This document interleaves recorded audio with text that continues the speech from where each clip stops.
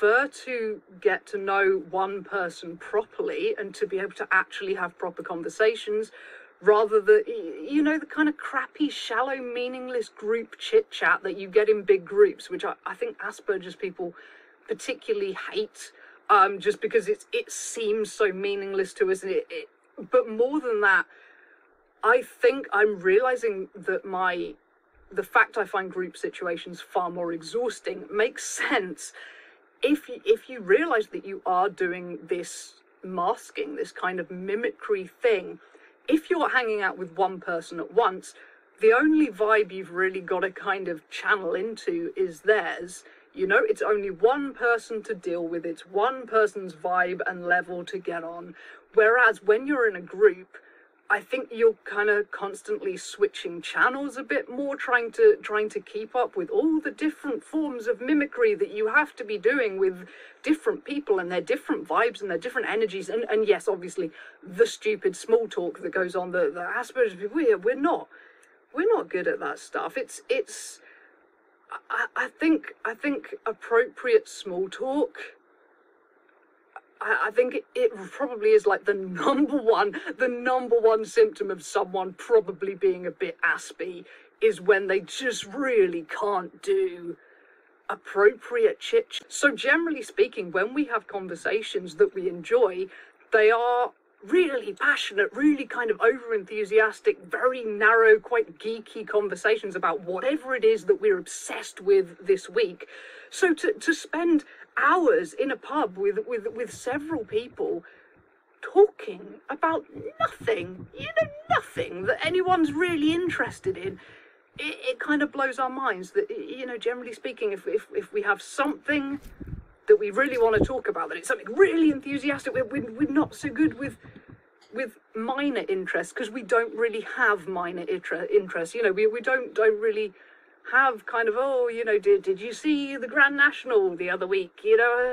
Didn't really bet on it, but it's a thing that happens, and people seem to be vaguely. We don't really have these minor interests. We have a few things that we are obsessive about, and small talk, we can't really do it. But yeah, it's mass social interaction, tapping into all different people's different vibes.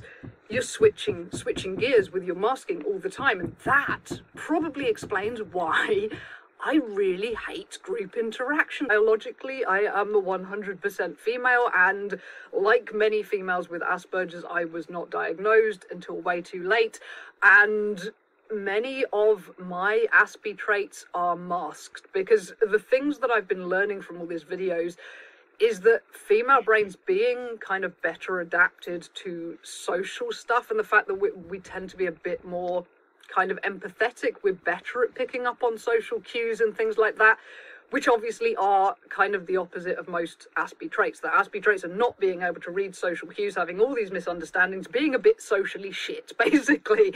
And female Aspies tend to be better at, and they call it masking, literally masking the symptoms that we learn to imitate and mimic very well social traits, and as a result people see you and they don't necessarily think you're an Aspie.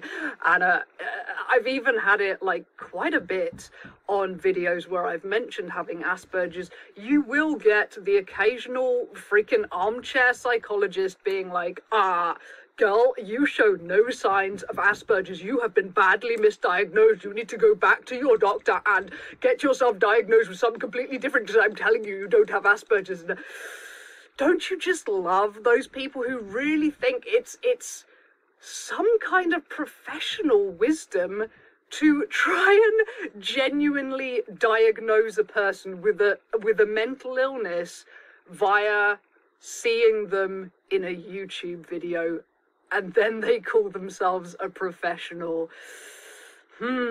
So, you do get that. But what I really want to talk about is masking as a female with Asperger's, and how, yes, we can be very good at it, but the thing is, it's completely bloody exhausting. So some of the things that I really can't stand in my everyday life when it comes to Gothic clothing, let's start with makeup. I don't wear makeup in my everyday life at all. Like not even fairly natural makeup like this. I just flat out don't wear it. I hate the feeling of foundation on my skin. And saying all of this, like I do feel like, oh my god, am I so fake though? Like, am I really, really fake? But you know, when I started doing YouTube, it felt like a social thing to me. It felt like this is like going out to the pub and seeing people. You get to get dressed up and you get to go and talk to people. And I love dressing up and I love different styles and I love playing with Gothic fashion. And obviously over the years that I've been on YouTube, the goth scene in my area has died more and more. And especially since the pandemic started, like the goth clubs are dead. I really have nowhere to wear my favourite clothes. I have nowhere to get dressed up. And YouTube still allows me to do that, so I love the fact that I have this excuse to wear my clothes and to get dressed up and all of that. But makeup, generally speaking, I don't wear it at all. I hate the feeling of foundation on my face, as I said. Lipstick, ooh, really, lipstick is probably the worst. I remember the days before liquid to matte lipsticks when it was cream lipstick, but you'd have to wear it really thickly to get the pigmentation. So like black lipstick as a cream lipstick, that was the worst for me. Like this thick layer of oily stuff that, like, if you smudge your face or your hair gets in it, like it smudges everywhere and it's so messy and it's so thick and so on your skin. So I was like overjoyed when liquid to matte lipsticks were invented and suddenly it wasn't goopy on your lips. But obviously liquid to matte lipsticks, anyone who's ever worn them, you know, after about 2 hours they get so dry on your lips and they just turn to concrete. And that's horrible. I can't concentrate with makeup on my face. Like, I can talk and all of that. So whenever I'm doing anything social or I'm on YouTube or I'm taking pictures, I'll be wearing makeup. But the minute I'm trying to write or I'm trying to edit or I'm just trying to relax, I can't. The makeup has to go. It has to come off my face. Something like this, if I took out the contact lenses, took off the falsies, put my glasses back on, I could probably relax in something like this, although I would wipe off the bit of lipstick I've got on. But yeah, my most comfortable lipstick I find is kind of like this, where you've got a bit of cream lipstick on, but you've rubbed it in, and you've got a bit of lip gloss, lip balm on, so that it's soft, but it's not overly goopy. That's like a compromise I can make with myself. I'm hugely part-time with goth stuff and makeup wearing.